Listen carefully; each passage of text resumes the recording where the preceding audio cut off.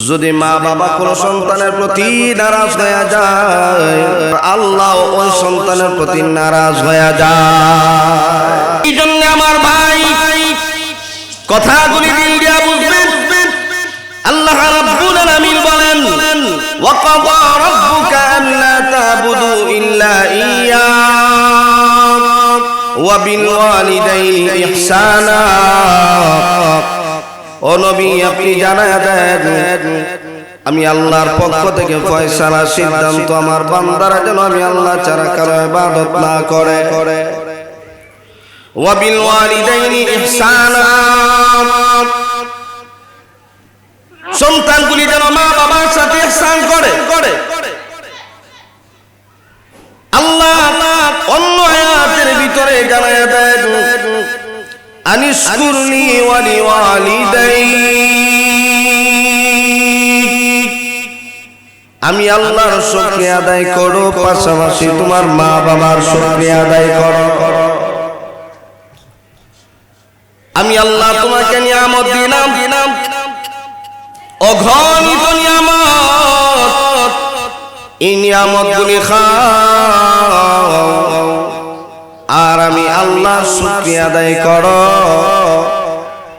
2 number, তোমার মা বাবা লালন পালন করে তোমাকে কত কষ্ট করে বড় করলো, এই জন্য সন্তান তোমার মা বাবারও শুকরিয়া আদায় করো। কথাগুলি দিল দিয়া বুঝবেন। মা বাবা যদি 3টা হক আদায় না করে, সন্তান বড় হয়ে মা বাবার হক কোনদিন আদায় করবে না।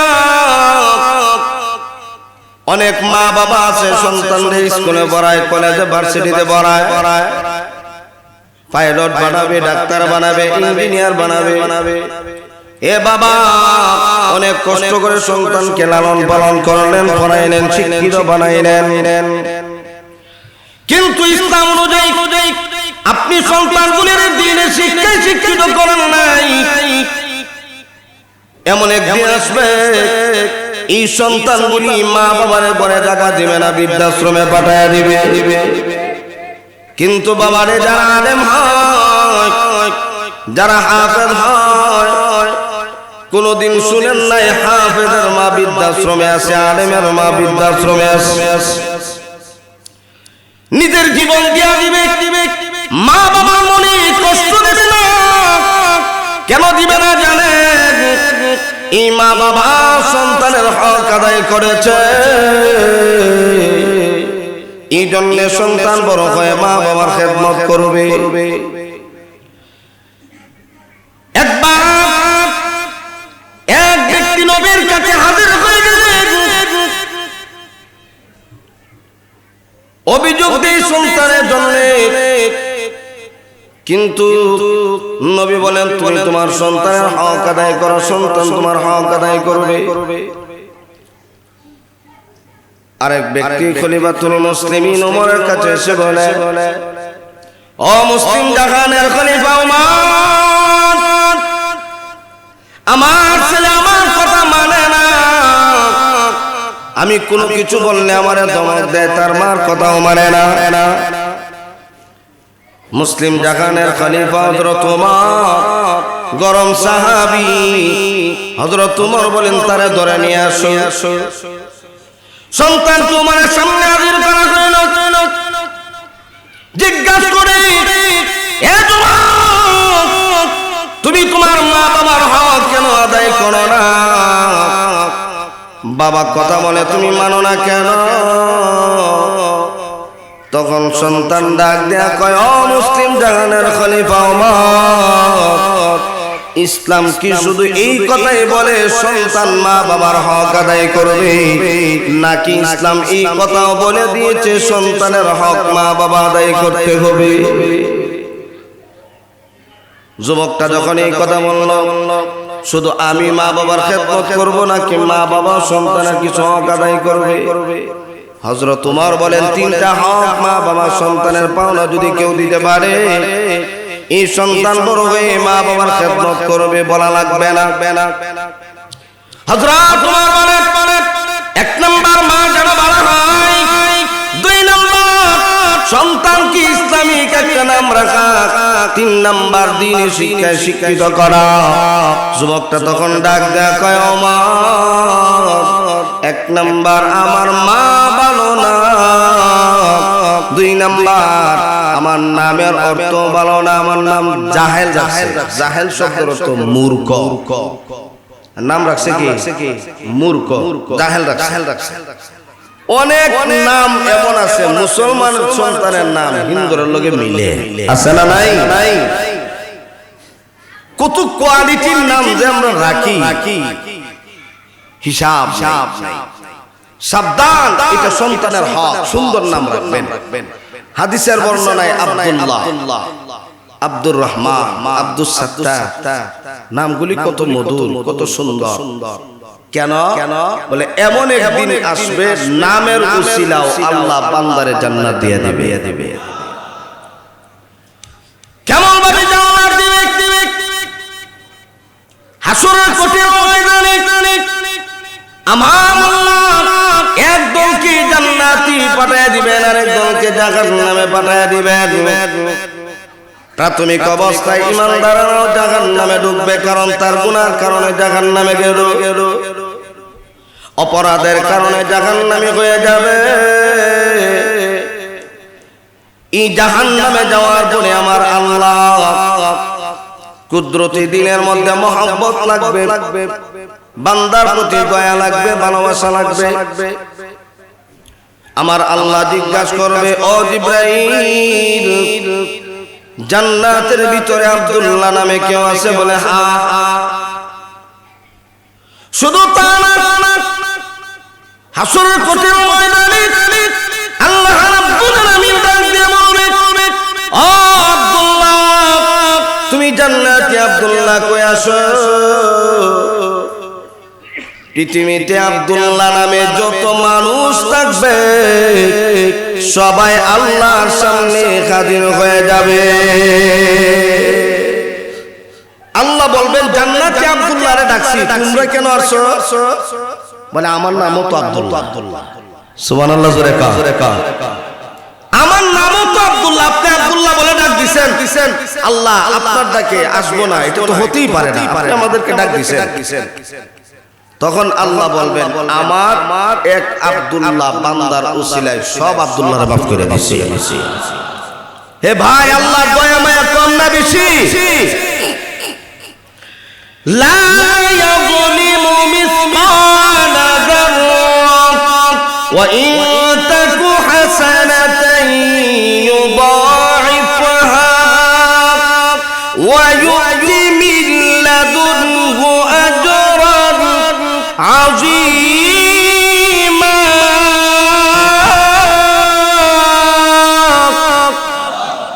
আল্লাহ বলেন, লা ইয়াযলিমু মিসকালা যাররাহ, আমি আল্লাহ বান্দাদের প্রতি বিন্দু পরিমাণ জুলুম করব না, করিও না, বরং আল্লাহ বান্দার প্রতি এত দয়া, এত মায়া, আমি আল্লাহ তাকে এত মহব্বত করি, আমার বান্দা যদি একটা নেকির কাজ করে বিনিময়ে আমি আল্লাহ বহুগুণে বাড়াইয়া দেই।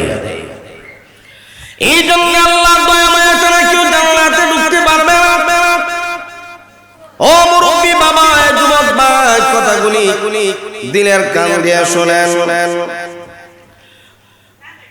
হযরত ওমর বলেন, এ যুবক, কেন তুমি কথা মানো না? বলে 1 নাম্বার আমার মা ভালো না, 2 নাম্বার আমার নামের অর্থ ভালো না, 3 নাম্বার আমি জিন্দেগি তো মসজিদের বারান্দাতেও যাই নাই, মাদ্রাসায় যাব দূরের কথা, মসজিদের বারান্দাতেও আমি যাই নাই।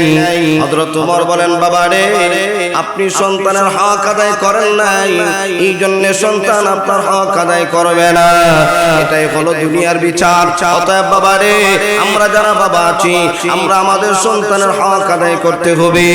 হক আদায় করি, সন্তান বড় হয়ে মা বাবার হক আদায় করবে। এই জন্য আল্লাহ রাব্বুল আলামিন বলেন, ওয়াকাদা রাব্বুকা আল্লা তা'বুদু ইল্লা ইয়্যাহু ওয়া বিল ওয়ালিদাইনি ইহসানা।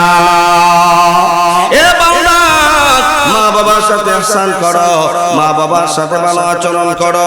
সন্তান রে, মা বাবার সাথে যদি ভালো আচরণ করতে পারো, আমার আল্লাহ মা বাবার দোয়ার বরকতে তোমারে দুনিয়াতে দামি বানায়া দিবে। হাদিসের ভিতরে আল্লাহর নবী, বিশ্ব নবী রাহমাতুল লিল আলামিন বলেন, হে মায়ের উম্মত, তিন ব্যক্তির দোয়া আল্লাহর কাছে ডাইরেক্ট কবুল হয়ে যায়, কোনো পর্দা থাকে না। প্রথম শ্রেণী যারা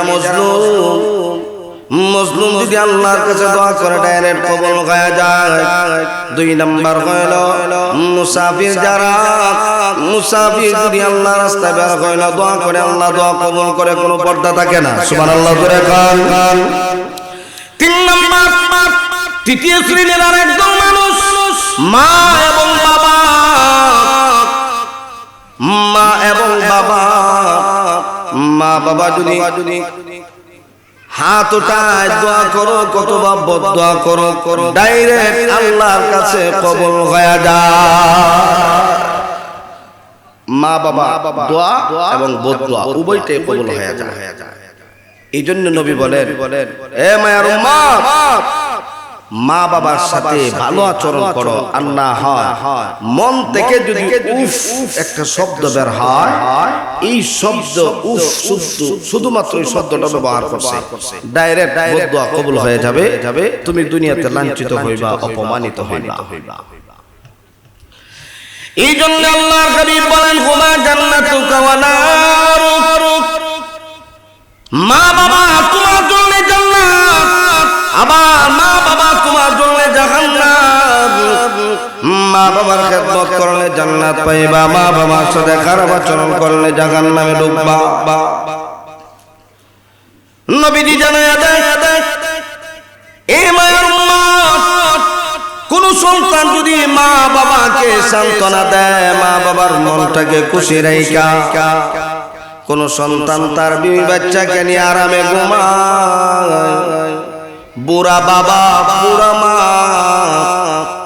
মা এবং বাবাকে অথবা একজন মা অথবা বাবা কোনো একজন জীবিত আছে, তাদের মনটা খুশি করে কোন সন্তান যদি তার বিবি বাচ্চাকে নিয়ে আরামে ঘুমায়, আল্লাহর হাবিব বলেন তার জন্য জান্নাতের দুইটা দরজা খুলে দেওয়া হয়। সুবহানাল্লাহ জোরে কর। মা তোমার বাবা একজন হক, তোমার উভয়জন হক। যদি দুইজন জীবিত থাকে দুইটা জান্নাতের দরজা খোলা, যদি একজন থাকে একটা জান্নাতের দরজা খোলা দেওয়া হয়।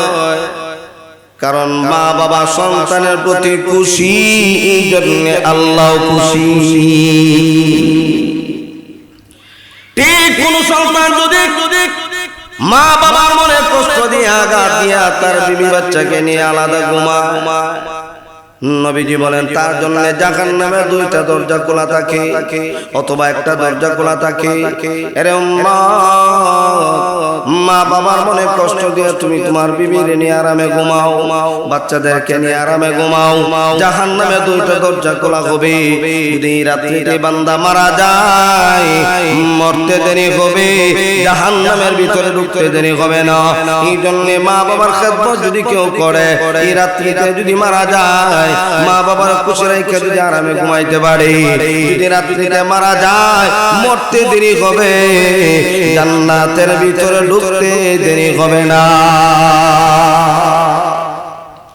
এই জন্য আল্লাহ বলেন, وَقَضَى رَبُّكَ أَلَّا تَعْبُدُوا إِلَّا إِيَّاهُ وَبِالْوَالِدَيْنِ إِحْسَانًا إِمَّا يَبْلُغَنَّ عِندَكَ الْكِبَرَ أَحَدُهُمَا أَوْ كِلَاهُمَا فَلَا تَقُل لَّهُمَا أُفٍّ وَلَا تَنْهَرْهُمَا وَقُل لَّهُمَا قَوْلًا كَرِيمًا। আল্লাহ কোরআনে জানায় দেয়, মা বাবা একজন হক অথবা উভয়জন হক। যদি বয়স উপনীত হয়ে যায়, যদি মুরব্বী হয়ে যায়, ওই মা বাবা তোমার দায়িত্বে থাকে। মা বাবা তোমার সাথে চলাফেরা করে, তোমার ঘরে থাকে, তোমার ঘরে অবস্থান করে। একজন হক অথবা উভয়জন হক। যদি সন্তান মা বাবারে এমন কোন কথা বলে যে কথা বলার দ্বারা মা বাবা উফ শব্দ ব্যবহার করে, আল্লাহ কোরআনে বলেন ফালা তাকুল লাহুমা উফ, এমন কথা বলবা না যে কথা বলার দ্বারা মা বাবা উফ শব্দ ব্যবহার করে। ওয়ালা তানহারহুমা, আল্লাহ কোরআনে জানায় দেয় এমন আচরণ করবা না যে আচরণের কারণে উফ শব্দ ব্যবহার করে। সাবধান, মা বাবারে দমক দিও না। কার কথা? আল্লাহর কথা। ওয়ালা তানহারহুমা, আল্লাহ বলেন দমক দিও না। ওয়া কুল লাহুমা কাওলান কারীমা, মা বাবার সাথে ভালো আচরণ করো, মা বাবার সাথে নম্র ভাষায় কথা বলো। সুবহানাল্লাহ, জোরে কর। কে শিখাই দিতেছেন? আল্লাহ। এরপরে আল্লাহর বান্দাদেরকে শিখায় দেয় ওয়াফিদ লাহুমা জানাহাজ যুল্লি মিনার রাহমা ওয়া কুর রাব্বিরহামহুমা কামা রাব্বায়ানি সাগীরা।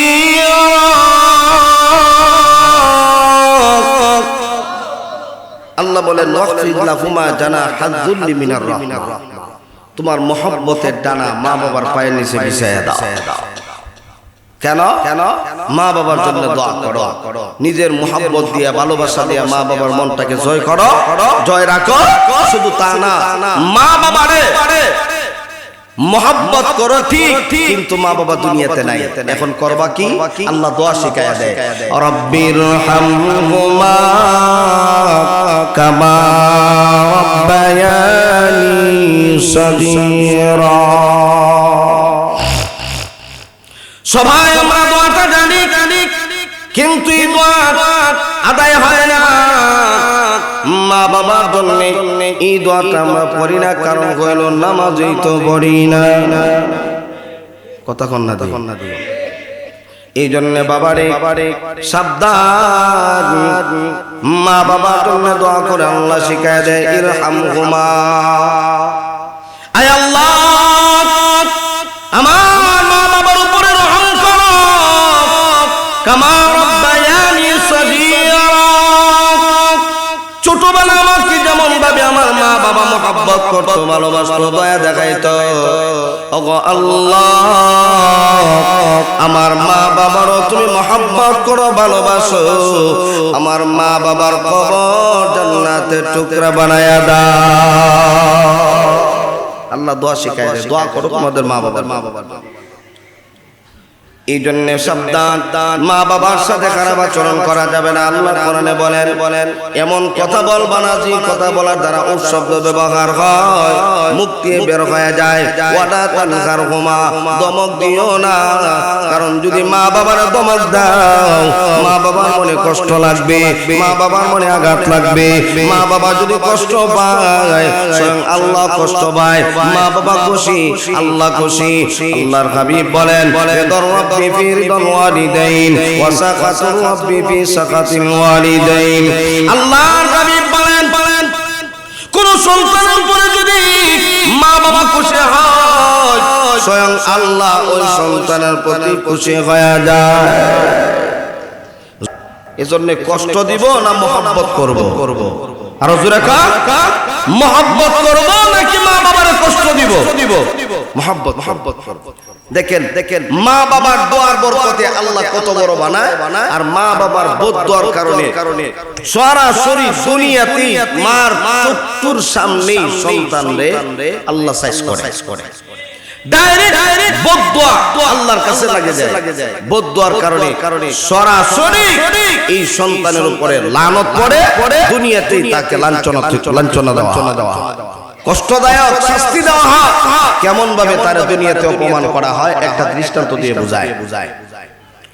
স্বামী আর স্ত্রী উভয় সংসার করতেছে, তাদের পরিবারের ভিতরে আছে মা মুরব্বি, ছেলে বউকে মহব্বত করে, খুব বেশি মহব্বত করে। শাশুড়িও তার বৌমাকে অনেক মহব্বত করে। ছেলে বাড়িতে থাকলে বউ মার সাথে ভালো ব্যবহার করে, ছেলে যখন বাড়িতে থাকে না তখনই মার সাথে খারাপ আচরণ করে। চলতেছে তাদের সংসার। কিতাবে লেখা হয় সংসার চলছে। এক পর্যায়ে এমন ভাবে কথা কাটাকাটি শুরু হয়ে গেল, শাশুড়ি আর বউ উভয়ের মধ্যে কথা কাটাকাটি। শাশুড়িকে বৌমা মহব্বত করে না, শাশুড়িও বৌমাকে মহব্বত করে না। একে অপরের প্রতি একটা জিদ মারামারি ভাব। স্বামী সারাদিন কষ্ট করে ঘরে আসলো, আর বিবি যদি কয় তোমার মা এই করে সেই করে তেন, তাহলে কি মাথা ঠিক থাকে? ঠিক থাকে না। তার স্বামীরে তার আয়ত্তে নিয়ে গেছে, বৌমা তার স্বামীরে তার আয়ত্তে নিয়ে গেছে। বউ যা বলে স্বামী তা মানে। মারে তো মহব্বত করে না, বউরে তো মহব্বত করে। একদিন স্বামীকে বলতেছে আমাকে বাবার বাড়িতে নিয়ে যাও, আমি বাবার বাড়ি যাব। এইদিকে মার সাথে তোমার আমার এত লাগালাগি, সন্তানও কোনো কিছু বলে না তার বউরে কয় না যে আমার মার সাথে কেন খারাপ আচরণ করে, এই কথা কয় না। বাড়িতে নিয়ে গেছে। কয়েকদিন থাকার পরে এখন বউ অভিমান করছে স্বামীর উপরে। অভিমান করে কয় তোমার মারে যদি ঘর থেকে বের না করে দাও আমি তোমার ঘরে যাইতাম না। নাউজুবিল্লাহ কইতাম না। তোমার মাকে যদি ঘর থেকে বের করে না দাও আমি যাব না। তবে আরেকটা শর্ত আছে, আমি যাইতে পারি, তুমি তোমার মারে নিজ হাতে হত্যা করবা। কে শিখায়া দেয়? বউ শিখায়া দেয়। কিতাবে লেখা হয় এই মেয়েটার নাম বিউটি। নাম কি? বিউটি নামে এক মহিলা। এই বিউটি তার স্বামীরে কান পরা দিয়া এমন ভাবে তুলো করছে, বউ যা কয় স্বামীও তা মানে। এখন স্বামীরে কইছে কিও যদি বাড়িতে নিতে চান তাহলে এই কাজগুলি করতেই বলে হ্যাঁ আমি যখন আমি তো বাড়িতে নাই, আমি আমার বাবার বাড়ি। তুমি তোমার মারে কোনো এক জায়গায় বেড়াতে গিয়া কথা বলে নিয়ে যাইবা ঘর থেকে, নিয়ে কোনো এক জঙ্গলের কাছে নিয়ে তুমি তোমার মারে হত্যা করে আমার কাছে আসবা। যদি হত্যা করে আসতে পারো তো আমি আমার বাবার বাড়ি থেকে তোমার বাড়িতে যাব, আর না হয় আমার বাবার বাড়িতে সারা জীবন থাকবো, তোমার সংসার করবো না। দিছে ফেস লাগাইয়া ই ফেস লাগাইয়া দেওয়ার পরে এখন স্বামী খুব রাগ, তোমার জন্য আমার বউ বাড়িতে নাই, তোমার অত্যাচারে আমার বউ বাড়িতে থাকতে পারে না, মারে দমকা বহিয়ে দিছে। এখন এইভাবে কিছু দমক দেওয়ার পরে আচ্ছা মা যা হইছে তা হইছে, মাথা তাড়াতাড়ি দেখো যা হইছে তা হইছে, আচ্ছা সমস্যা নাই। আচ্ছা আজকে আমরা যেহেতু বউ বাড়িতে নাই আমরা একটু বেড়াতে যাই, বেড়াইয়া এরপরে আমরা চলে আসবো ইনশাআল্লাহ। চলো আমরা একটু বেড়াতে যাই। টার্গেট হইলো মারে মারতো, বেড়াইবার লাগে না। দেখেন পরে সরাসরি আল্লাহর পক্ষ থেকে আযাব আসে কেমনে আসে। হয়ে গেল রওনা হয়ে যাওয়ার পরে সন্তান গোপনে একটা চুরি তার পকেটের মধ্যে ঢুকাইছে, দড়িগুলি পকেটের মধ্যে ঢুকাইছে। মা কিন্তু জানে না। সন্তানের উদ্দেশ্য হইল মারে হত্যা করবে। এবার সন্তান মাকে খুব আদর যত্ন করে অনেক দূর নিয়ে গেল। মা জিজ্ঞাসা করে বাবা ওইদিকে তো কোনো রাস্তা নাই, ওইদিকে তো শুধু জঙ্গল, তুমি ওইদিকে কই যাইবা? বলে মা আছে জঙ্গলের ভিতর দিয়ে আর একটা রাস্তা আছে, আমরা ওইদিকে যাব। সন্তানের উদ্দেশ্য হইল মারে হত্যা করবে, বউয়ের কথা। এবার মা তার সন্তানের সাথে পথ চলতে শুরু করলো। একেবারে জঙ্গলের কাছাকাছি যখন চলে গেল, সন্তান পিছনে ডানে বামে সামনে পিছনে চতুর্দিকে তাকায় দেখে কোনো মানুষ নেই দেখা যায়। কারণ আমি যে হত্যা করব কেউ যদি দেখে ফেলে তাহলে তো আমার যাবজ্জীবন জেল দিবে অথবা আমাকে হত্যা করে ফেলবে। চতুর্দিকে তাকায় দেখে এমন একটা জায়গার মধ্যে নির্জন এলাকার মধ্যে নিয়ে গেল যেখানে মা সারাদিন চিৎকার করলেও কেউ মা চিৎকার শুনবে না। এই অবস্থায় আমি আমার মারে হত্যা করব। এমনি অবস্থায় মারে বলি মা ওইদিকে তাকায় দেখো কি সুন্দর দেখা যায়। এই কথা বলে পকেট থেকে চুরি বের করে উদ্দেশ্য হইল মারে হত্যা করবে। শুধু তা না, চুরিটা এবার হাতের মধ্যে পিছন দিক দিয়ে নিয়া আবার মারে কয় মা তুমি তাকায় দেখো কত সুন্দর লাগে, কত সুন্দর দেখা যায়। এই টার্গেট নিয়া মারে ওদিক তাকানোর জন্য বলে মা যখন এদিক ওদিক তাকায়, সন্তান যখন এইভাবে চুরিটা হাতে নেয় মারে মারার জন্য মা একটু দূরে দাঁড়ায় আসে, সন্তান একটু দূরে, মা একটু দূরে, ওইদিক তাকানোর জন্য বলে উদ্দেশ্য হইল দৌড় দিয়ে এসে মারে চুরি দিয়ে আঘাত করে মেরে ফেলবে। কিন্তু রে বাবা আল্লাহর বিচার দুনিয়াতে কেমন ভাবে আল্লাহর পক্ষ থেকে বিচার হয়ে যায়। এই সন্তান যখন চুরিটা হাতের মধ্যে উঠাইল মারে আঘাত করার জন্য, আল্লাহু আকবার, এমনিতে চুরিটা বের করার পরে মা চুরিটা দেখে ফেলছে। মা ডাক দেয়া কয় বাবা রে আমারে মারবি না, আমি কি অন্যায় করছি তোর সাথে, আমারে তুই মারিস না, আমাকে বের করে দে, আমাকে ছেড়ে দে, আমি চলে যাব, আমারে তুই মারিস না। এই কথা বলে মা পিছন দিকে আসে, সন্তান সামনে আগায়, মা পিছনের দিকে যায়। মা ডাক দিয়ে বলে এ সন্তান আমার কোনো দোষ নাই, আমি কোনো অন্যায় করি নাই, আমি তোর বিদ্রোহের সাথে কোনো কারাবাচরণ করি নাই, তোর ঘরে আমি যাব না, আমাকে ঘর থেকে বের করে দে, আমাকে এখানে ছেড়ে দে, আমি চলে যাব, কোনদিন তোর সামনে আমার চেহারা দেখাবো না। মা যত কিছুই বলে সন্তান মানে না, সন্তান একটু দূরে দাঁড়ায় আসে। যখন মারার উপক্রম হয়ে গেল মাকে আর কেউ বাঁচাতে পারবে না। এই টার্গেট নিয়ে যখন সন্তান দৌড় মারার উপক্রম করছে, সঙ্গে সঙ্গে আমার আল্লাহ মাটিকে অর্ডার দিল, এ জমিন এ মাটি দৌড় জানোয়ার রে দৌড়, পাকড়াও করে ফেল, এই জানোয়ারটা আমাকে আঘাত করবে, পাকড়াও কর। আল্লাহর পক্ষ থেকে যখন অর্ডার দেওয়া হইল, জমিন এমন ভাবে তাকে কামড় দিয়ে ধরছে, যুবকটা আস্তে আস্তে করে নিচের দিকে যায়, মোটামুটি হাঁটু পর্যন্ত নিচে চলে গেল। ছেলে যতই চেষ্টা করে মাটি থেকে বের হতে পারে না। ছেলে বারবার দিয়ে চিৎকার দিয়ে বলে মা তোমাকে মারার জন্য কত কৌশল অবলম্বন করলাম, যে মুহূর্তে আমি দৌড় মারবো তোমাকে মারার জন্য এমনি মাটি আমাকে পাকড়াও করে ফেলেছে, মা গো আমারে সাহায্য করো। তখন মা ডাক দেয়া কয় এমন সন্তান আমার দরকার নাই, যে সন্তানকে 10 মাস 10 দিন আমি পেটে ধারণ করছি, এত কষ্ট আমি করেছি তোর জন্য, আজকে তোর বিবের জন্য আমাকে মারার জন্য জঙ্গলে নিয়ে আসছো, নির্জন এলাকার মধ্যে নিয়ে আসছো, আমাকে আঘাত করবে, এমন জানোয়ার আমার দরকার নাই, এমন সন্তান আমার দরকার নাই। দেখ তাকায় দেখ আল্লাহর বিচার দুনিয়াতে হয়ে গেল, তুই আমাকে মারার জন্য কত কৌশল অবলম্বন করলি, কিন্তু আমার আল্লাহ আমার সহায়ক হয়ে গেল, আল্লাহ আমার সাথে হয়ে গেছে, আল্লাহ আমাকে সাহায্য করেছে। যা এবার মাটির নিচে যাইতে থাক। এইভাবে করে জমিন তাকে দোষে ফেললো, জমিন তাকে খেয়ে ফেললো। দুনিয়াতে মার সাথে খারাপ আচরণের কারণে আমার আল্লাহ দুনিয়াতে বিচার দেখায় দিয়েছে। এই জন্য সন্তান সাবধান হয়ে যাও, বিবির কথা মারে কষ্ট দিও না, ঘরের বউয়ের কথায় মার মনে আঘাত দিও না। এ বাবা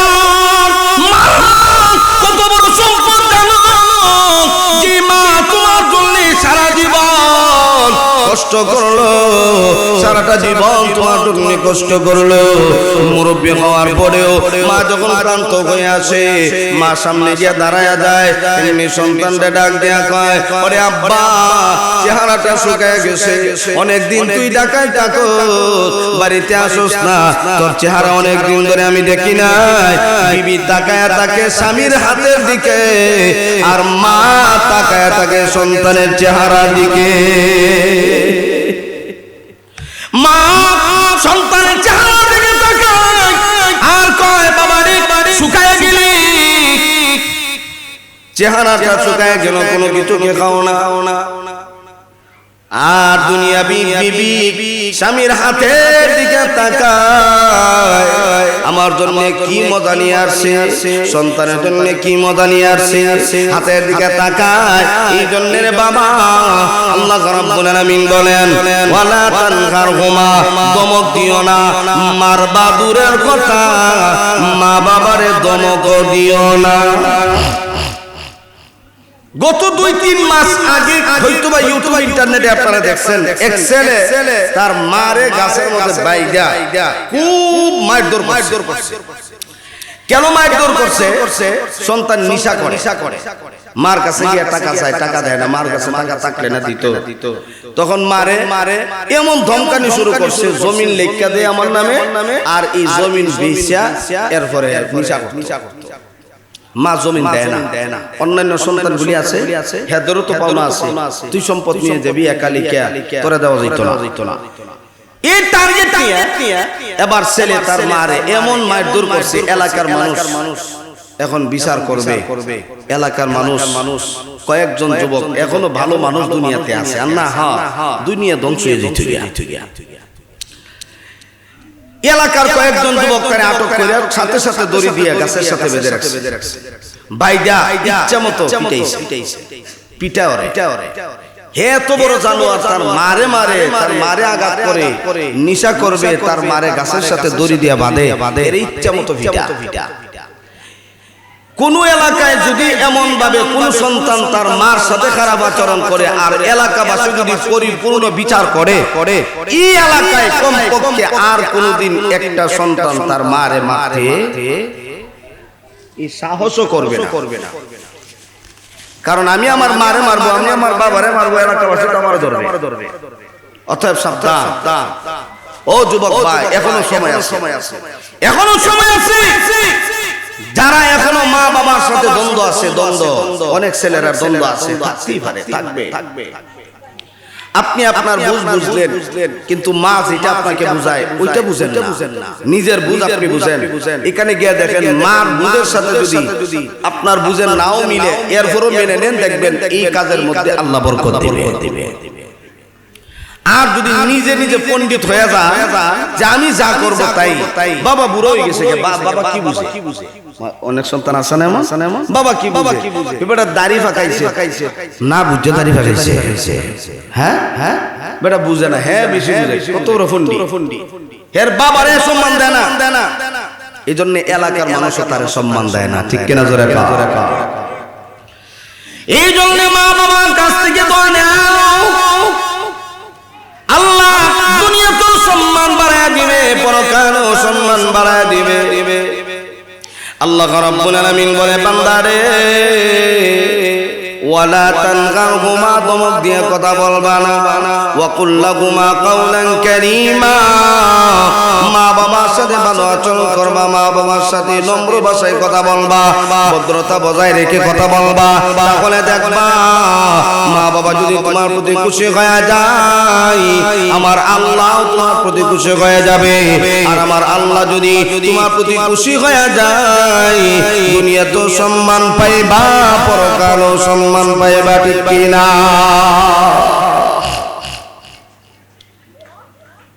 হজে যাওয়া এটা ভালো কাজ না মন্দ কাজ? আল্লাহর ঘর তওয়াফ করবে, মক্কা মদিনা যাইব, এটা ভালো কাজ না মন্দ কাজ? ভালো কাজ। সন্তান মারে ডাক দেয়া কয়, মা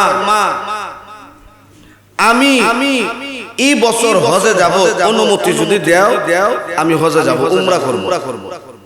তখন মা ডাক দেয়া কয়, বাবারে আমি তো মুরব্বী হয়ে গেছি, তুমি যে উমরায় যাইবা হইতে পারে তুমি আমাকে বাড়িতে নাও পাইতে পারো, কোন দিন মরণ হয়ে যাবে বলা যায় না, বাবা তুমি যাইও না।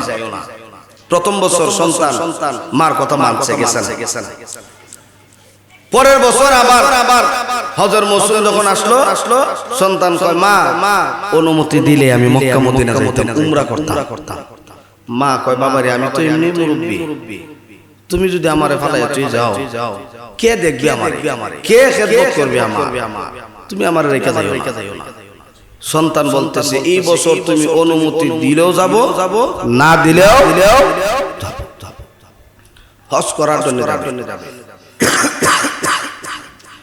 এই কথা বলে তার সরঞ্জামি জিনিসপত্র নিয়ে মার ঘর থেকে যখন সন্তান বের হয়ে যায় তখন মা একটা শব্দ উচ্চারণ করছিল, আল্লাহ।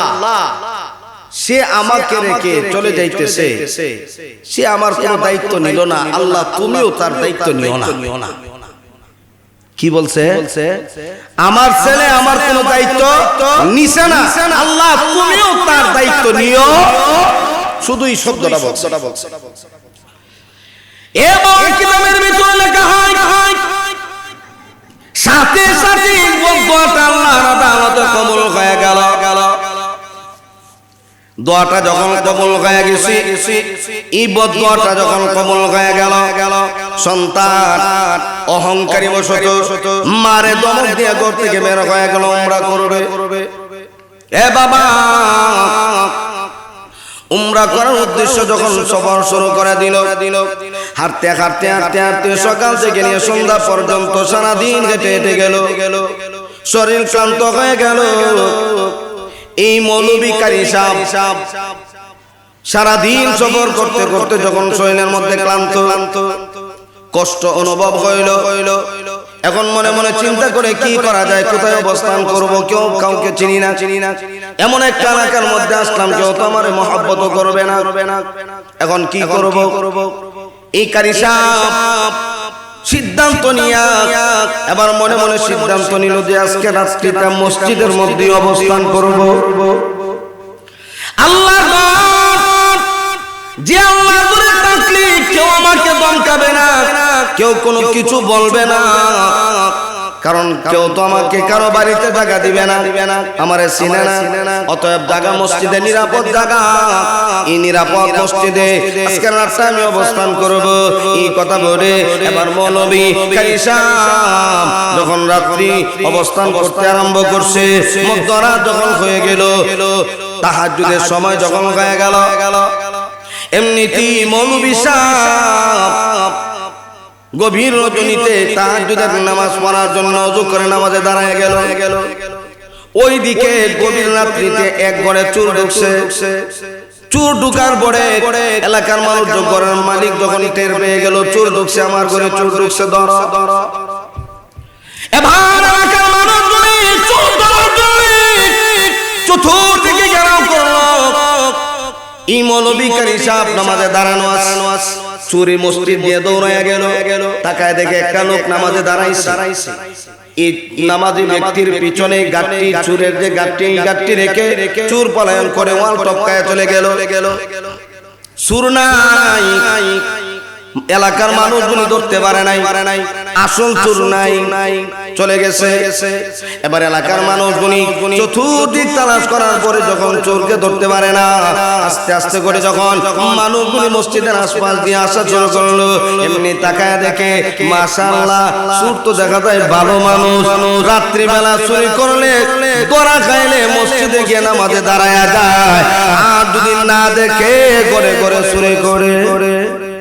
এলাকা মানুষে এটা আলোচনা শুরু করে দিচ্ছে। এবার যখন এলাকার মানুষগুলি জমা হয়ে গেল, মসজিদে গিয়া ধর।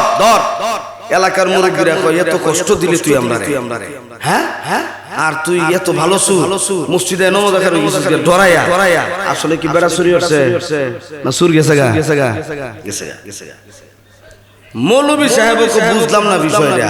আইলাম মসজিদে তাহাজ্জুদের নামাজ পড়তাম, দাঁড়াইছি, কি আবুল তাবুল ওরা বলে আমি নাকি চুরি করছি, এই সে বুঝলাম না কিছু।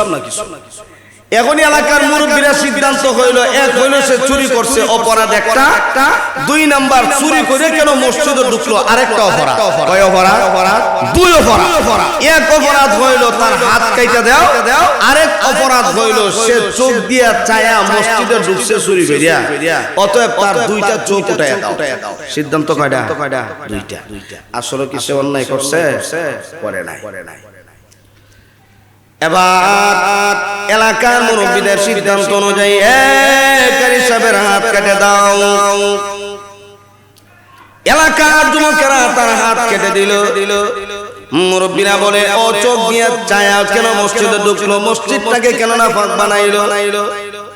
দুই চোখ উঠে দাও। এবার ওই কারি সাহেবের দুইটা চোখ উঠে দিয়েছে।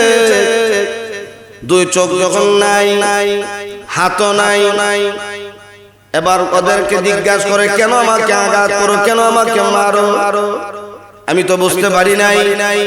বলে, তুই চুরি করছস, আবার মসজিদে গিয়ে কেন নামাজে দাঁড়ায় গেলি?